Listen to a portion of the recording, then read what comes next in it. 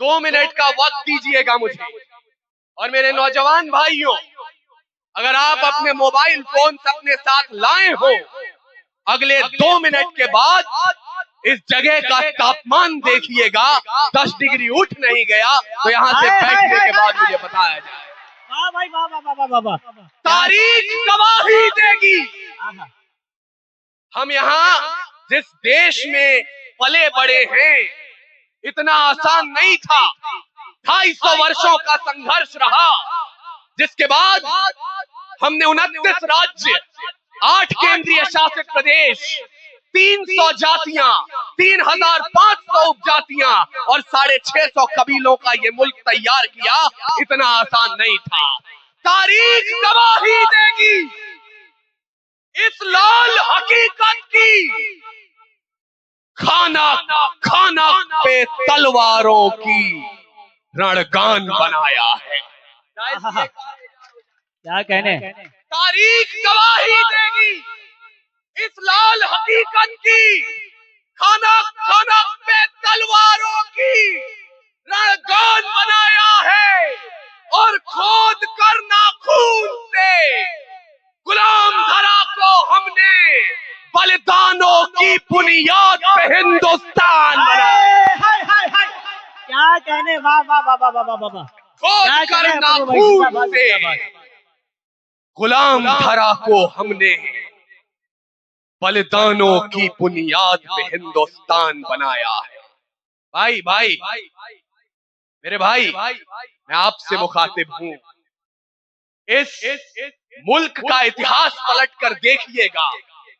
जब ये मुल्क पैदा हो रहा था, जन्म ले रहा था, एक शख्स खड़ा हुआ पश्चिम भाग में और उसने अपना हाथ उठाया, कहा मैं हूं मोहम्मद अली जिन्ना।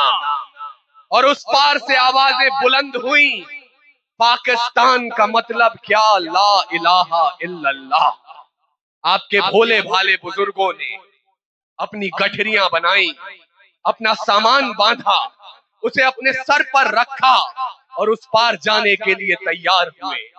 तभी अचानक जामा मस्जिद की सीढ़ियों पर अपनी दाढ़ी को अपने आंसुओं में भिगोकर एक बुजुर्ग खड़ा हो गया, मौलाना अबुल कलाम आजाद, और कहने लगा, कहां जा रहे हो इस मुल्क के मुसलमानों, इस जमीन में तुम्हारे बुजुर्गों का इतिहास दफन है। तब आप ही के तरह किसी नौजवान ने खड़े होकर उनसे पूछा कि मौलाना साहब, आज आप यहाँ हैं, महात्मा गांधी हैं, कल जब आप लोग नहीं होंगे, हमारी टोपी पर, हमारी दाढ़ी पर, हमारे इबादत के तौर तरीकों पर कोई सवाल उठाएगा तो हम किसके पास जाएंगे। मौलाना अबुल कलाम आजाद ने कहा था, मैं रहूं या ना रहूं, इस देश का संविधान तुम्हारे लिए खड़ा हो जाएगा। मैं उस संविधान की तर्ज पर बोल रहा हूं, मैं उस संविधान की तर्ज पर बोल रहा हूं। क्या कहने। जिंदाबाद जिंदाबाद अपूर्व भाई, बाबा बाबा। एक दफा जोरदार इस्तकबाल होना चाहिए भाई, तालियां बजा के, जोरदार बजाए तालियां। क्या कहने। जिंदाबाद जिंदाबाद।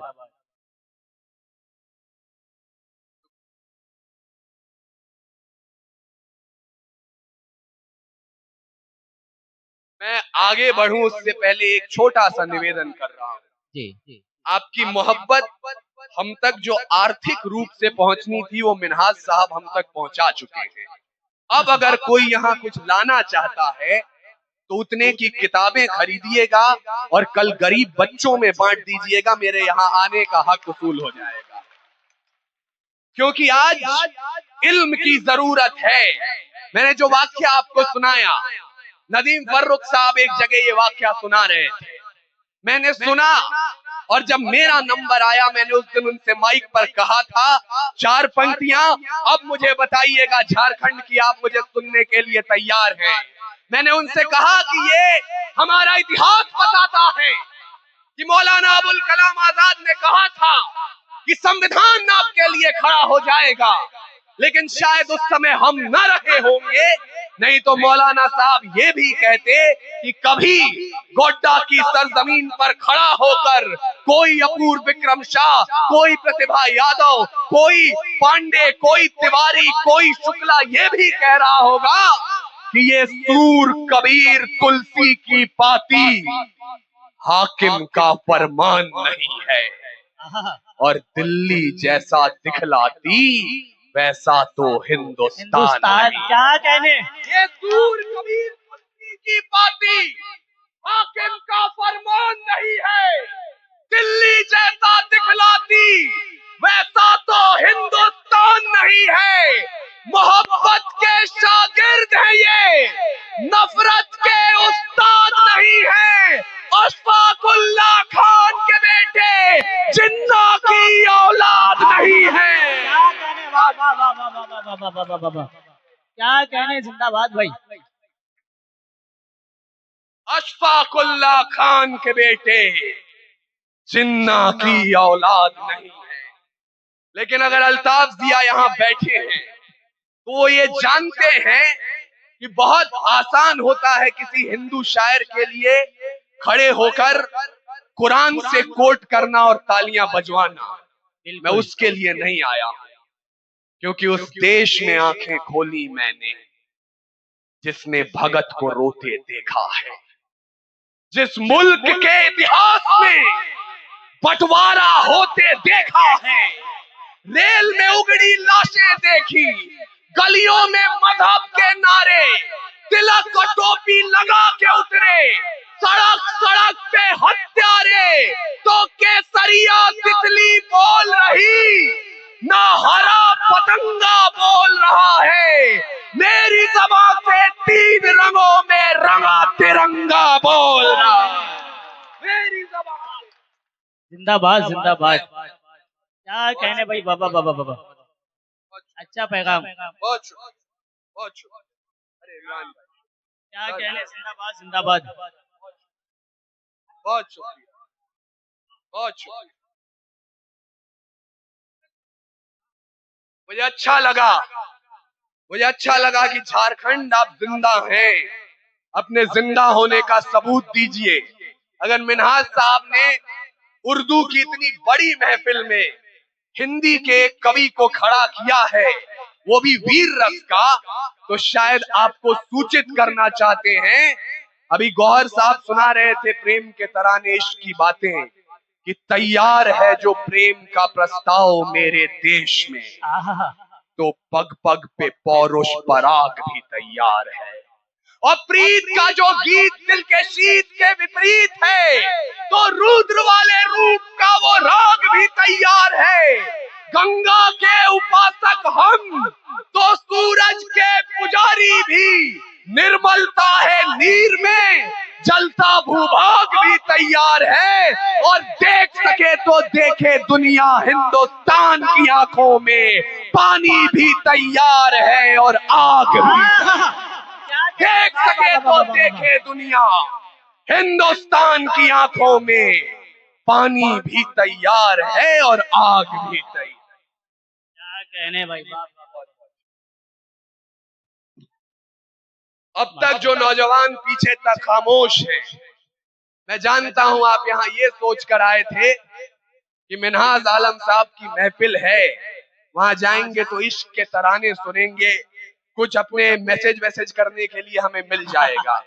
यहाँ कहाँ आग वाग की बात हो रही है। तो नौजवानों जो वहां खड़े हैं, आपसे मुखातिब हूँ, ये कमसिन सी कलियां, ये महकती हवाएं, ये पायल की छमछम जो पास बुलाएं, ये रुखसार की लाली, ये जुल्फों के साए, ये कमर की लचकन, ये गुंजित सदाएं, ये मोहब्बत की बातें, ये महबूब की यादें, ये बुझते चरागों को बेशक हवा दें। इन्हीं की बदौलत है महफिल में रौनक, इन्हीं से वफा की अशरफी दमकती, इन्हीं से हिज्र की रातें हैं कटती, इन्हीं से जवानों की आंखें चमकती। ये इश्क सवेरे की आस में है और रातों को जुगनू की तलाश में है, पर हमें आग पीने दो जिंदा जवानों की, जुगनुओं पे हमको भरोसा नहीं है।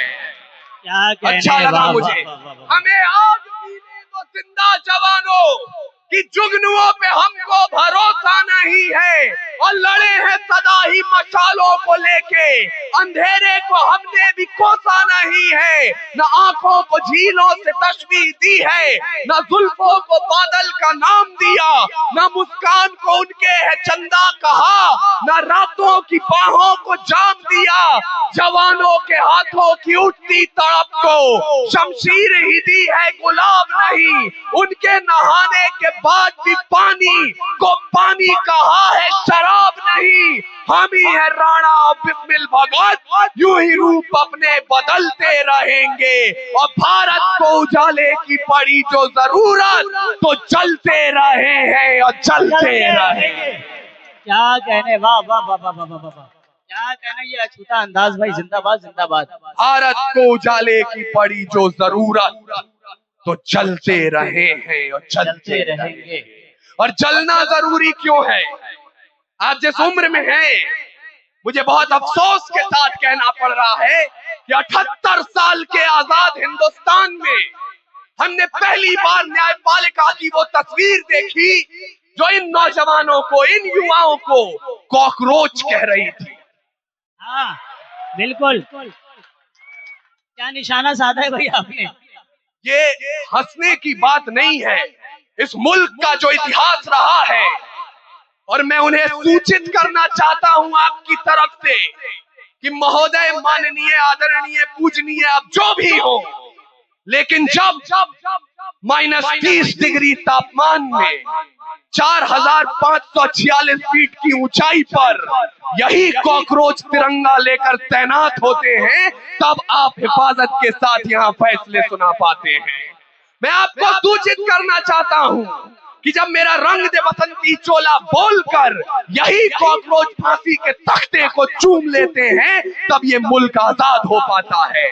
क्या है नौजवानियां, मैं आपकी तरफ से न्यायपालिका को सूचित कर रहा हूं। खुदीराम ने खुददारी से हंसकर जिसका दान दिया, भगत सिंह ने चूमा फंदा और जिसे कुर्बान किया।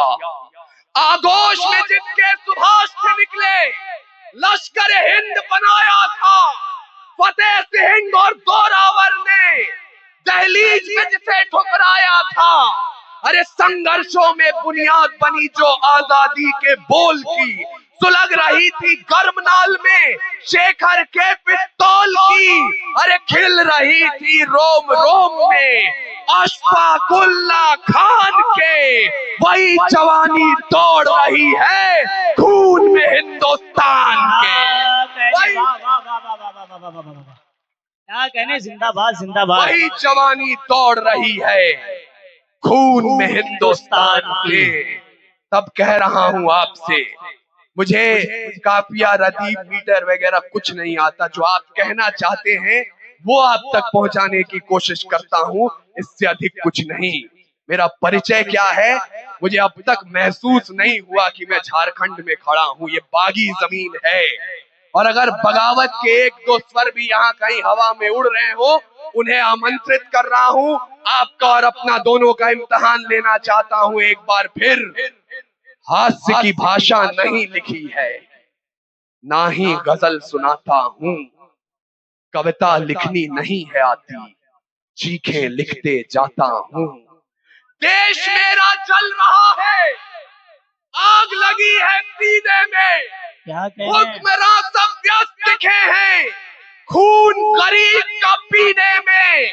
तो हिंदुवाद या इस्लाम का पक्ष नहीं मैं लाया हूँ, घायल भारत चीख रहा है, चीख सुनाने आया हूँ। घायल, क्या कहने भाई, वाह, जिंदाबाद जिंदाबाद, बहुत अच्छे भाई, बाबा बाबा, क्या कहने।